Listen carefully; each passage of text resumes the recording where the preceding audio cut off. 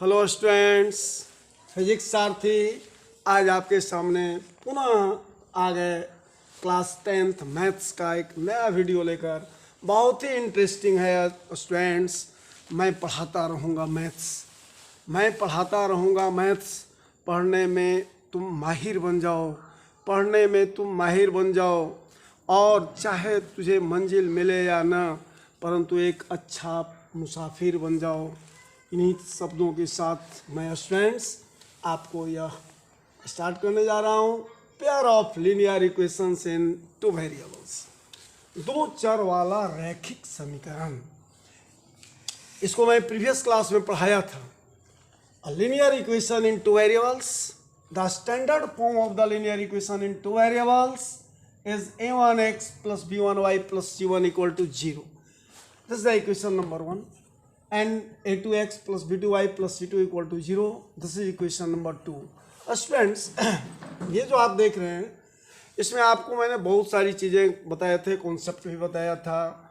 उसमें मैंने बताया था ग्राफ्स के बारे में कि without solving the equation how can we give the statement, how can we give the a statement about the equation, how many zeros, how many roots are possible, no roots are possible, many roots are possible without solving the equation। तो मैंने आपको बताया था कि condition 1 था कि यदि यानी if a1/a2 is not equal to b1 by b2। मैं पिछले क्लास में बताया हूँ, फिर एक बार हल्का रिवाइज करके आगे बढ़ूंगा। a1/a2 is not equal to b1 by b2 हो, ऐसा यदि हो कि a1/a2 is not equal to b1 by b2, then ऐसा जब हो तो यूनिक सॉल्यूशन होगा। Then there will be unique solution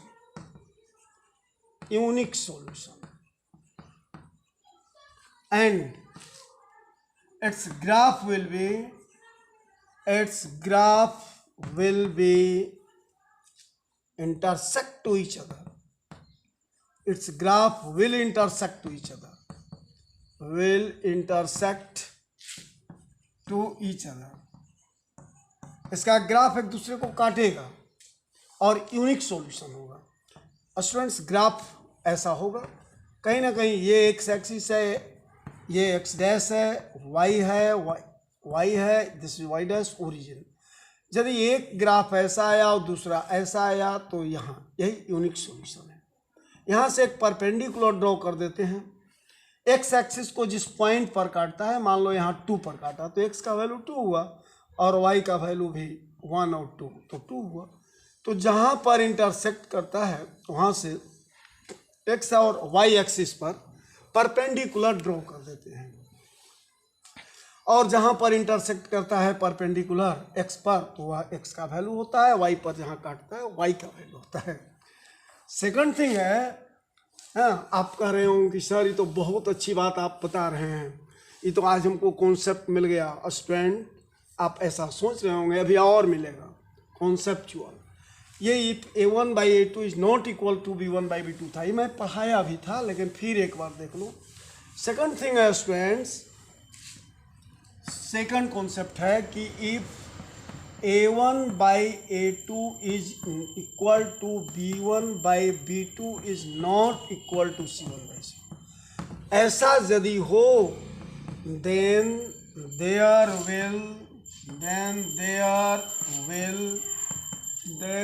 will no solution. उसका कोई सॉल्यूशन नहीं होगा। Then there will no solution. And its graph of equations. And its graph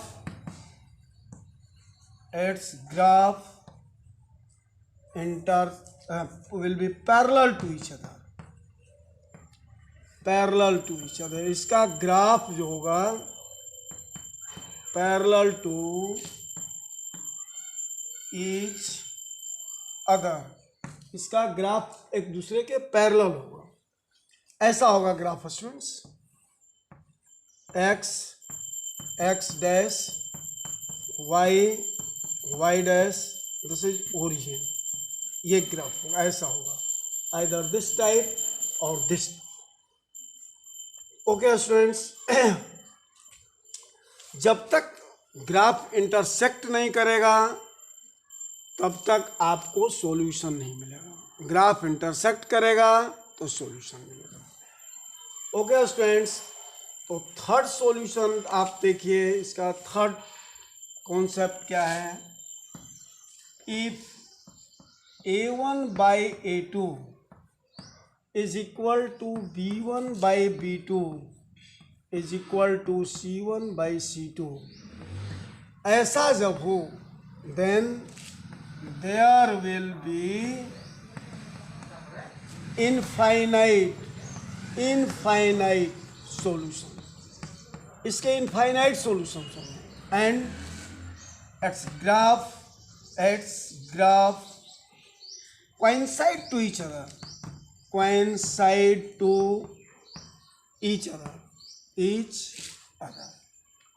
इसका ग्राफ जो होगा ऐसा होगा students, x axis, x dash axis, y axis, y dash axis, ये कोऑर्डिनेट एक्सेस कहलाते हैं। एक्सिस का प्लूरल एक्सेस। और कोई अगर एक ग्राफ ऐसा आया तो दूसरा भी इसी पर आएगा। मैं एग्जांपल दिया था कि इंडिया का जैसे जैसे विकेट गिर रहा है, जैसे ओवर हो रहा है, जैसे बॉल फेंक रहा है, जैसे रन बन रहा है, उसका ग्राफ जब खींचा जाए और सेम ऑस्ट्रेलिया का हो तो एक दूसरे का ग्राफ कोइंसाइड कर जाता है। ये कोइंसाइड कहलाता है और इसके इनफाइनाइट सॉल्यूशंस होते हैं। और जब इनफाइनाइट सॉल्यूशन, इसको कंसिस्टेंट भी कहते हैं। कंसिस्टेंट, ग्राफ का दूसरा नाम है कंसिस्टेंट है। कंसिस्टेंट का मतलब होता है कि जिसका कोई सॉल्यूशन हो। तो यदि सॉल्यूशन नहीं है, ग्राफ पैरेलल है तो इनकंसिस्टेंट, यूनिक सॉल्यूशन है तो कंसिस्टेंट, इनफाइनाइट सॉल्यूशन है तो भी कंसिस्टेंट। कंसिस्टेंट कब होगा? यूनिक सॉल्यूशन में होगा, इनफाइनाइट सॉल्यूशन में होगा।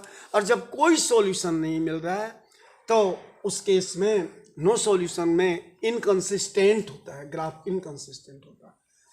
तो स्टूडेंट्स, इस तरह का हम लोग कॉन्सेप्चुअल स्टडी जो किए थे पिछला क्लास में, मैं किया था, आज रिवाइज कर दिया आपको। अब आपको लगेगा कि सर अब तो इंग्लिश में हल्की फुल्की कहीं मिस्टेक हो तो आप उसको नज़रअंदाज करेंगे, इसलिए कि मुझे इंग्लैंड से लौटे हुए 5-6 दिन हो गया है, तो उतना 5-6 दिन में मैं भूलते जा रहा हूँ ना। मैं इंग्लैंड बार बार जाता हूँ, दिल्ली जाता हूँ, दिल्ली आता हूँ तो इंग्लिश मजबूत रहता, लेकिन 5-6 दिन पहले गया था, इसलिए इंग्लिश की लैंग्वेज पर कहीं अगर कुछ हो तो कोई कमेंट नहीं। स्टूडेंट्स, अब हम लोग प्रॉब्लम सॉल्व करेंगे। लीनियर इक्वेशन इन 2 वेरिएबल्स का प्रॉब्लम, किसी भी तरह का प्रॉब्लम आप सॉल्व कर सकते हैं। और कैसे सर? तो सपोज करो कि सॉल्यूशन के लिए बहुत सारे मेथड्स हैं। सबसे पहला मैं बताऊंगा एलिमिनेशन मेथड। एलिमिनेट करना, process, PROCESS, process of solving, process of solving या method of solving of equations. Process और methods of solving of equations. सबसे पहला मेथड है जिसका नाम है एलिमिनेशन मेथड। एलिमिनेट कर रहे हैं, एलिमिनेशन मेथड, इलिमिनेशन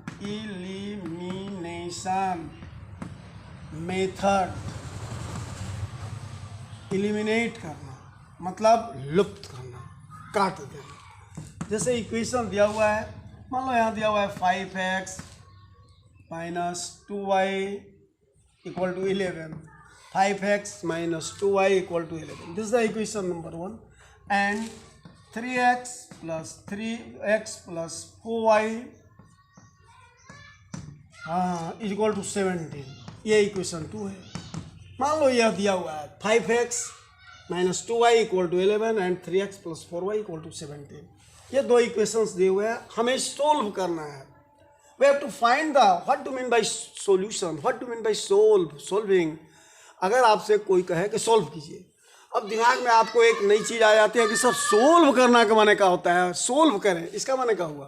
अरे भैया एक्स और वाई का मान निकालें।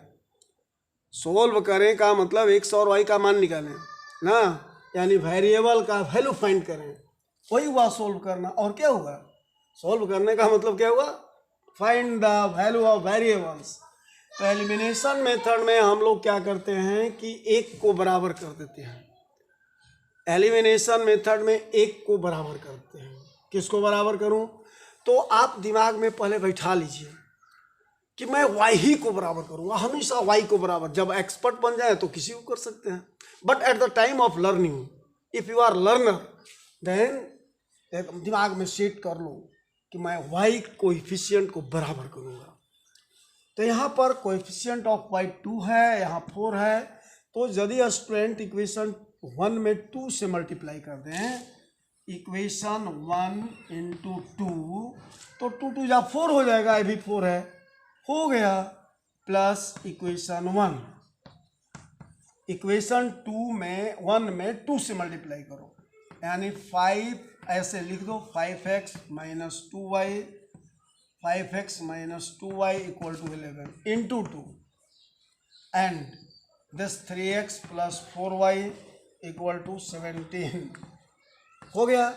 एंड दिस इम्प्लाइज ऑफ 2 से जब मल्टीप्लाई करेंगे तो तीनों में होगा, coefficient of x, coefficient of y and constant, तीनों में होगा।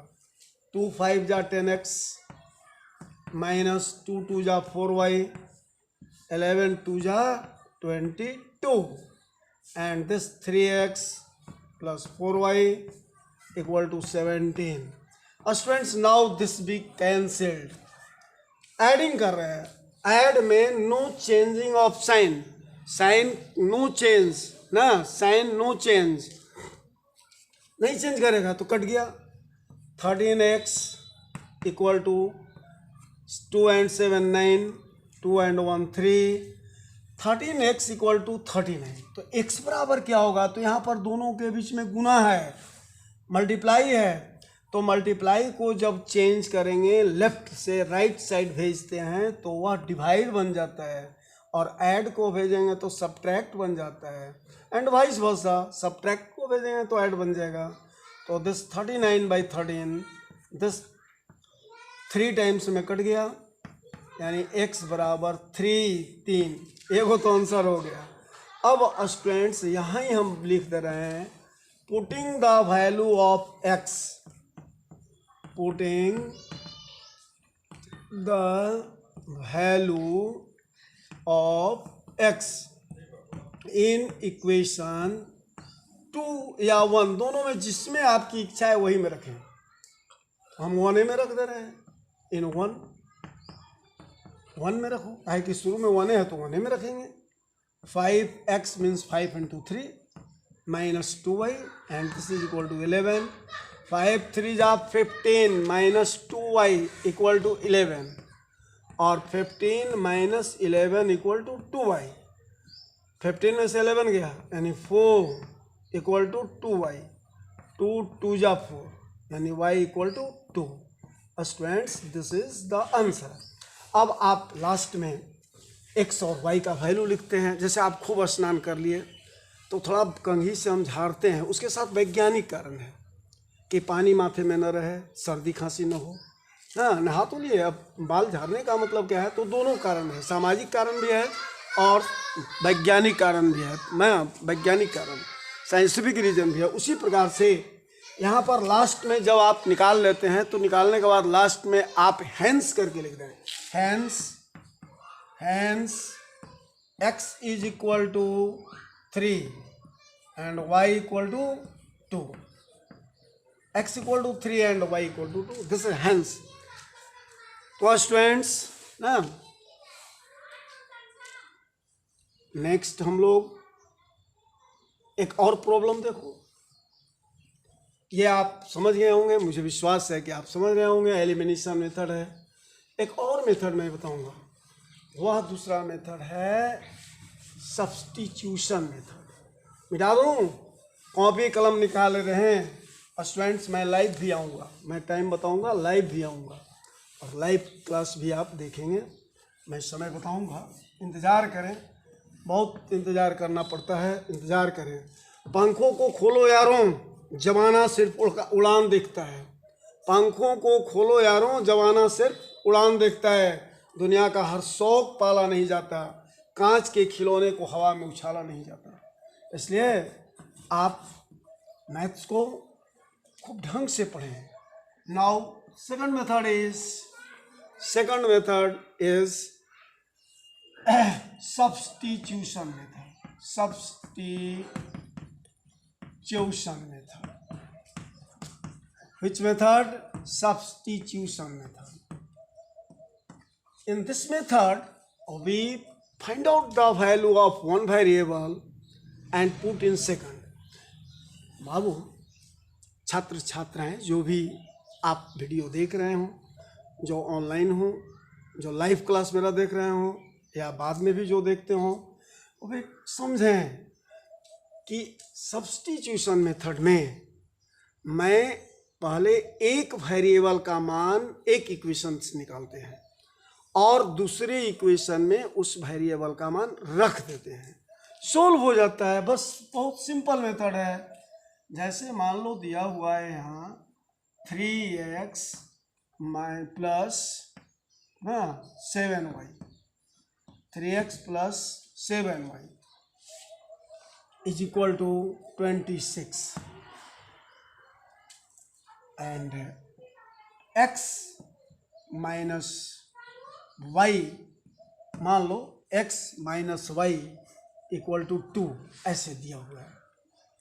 This is the equation 1 and this is equation 2। हम इसको सब्स्टिट्यूशन मेथड से निकालने जा रहे हैं। तो स्टूडेंट्स सिंपल है, इक्वेशन 2 में x का मान निकाल लेंगे या y का मान निकालेंगे और 1 में रख देंगे, या 1 से x का मान निकालेंगे और सेकंड में रखेंगे ना, किसी एक का वैल्यू का। तो फ्रॉम इक्वेशन 2 बहुत सिंपल मेथड से x या y का मान निकालो। From equation 2 x minus y equal to 2 है, तो 2 को इधर ले आओ तो x minus 2 equal to y, यानी y equal to x minus 2। ऐसे जब आप घेर देते हो इस तरह से एक बॉक्स में, तो जो भी एग्जामिनर होता है या जो लर्नर होता है उसकी डायरेक्ट निगाहें यहाँ फोकस करता है और समझता है कि कुछ यहाँ चीज़ फाइंड आउट किया गया है। तो y का वैल्यू हमने निकाल दिया x minus 2। Now we put the value of y in equation 1. Putting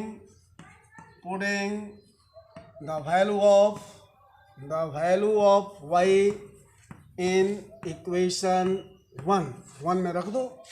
3x plus 7 into x minus 2 equal to 26, and this implies of 3x plus 7x minus 14 equal to 26 and 10x equal to 26 plus 14 यानी 10x equal to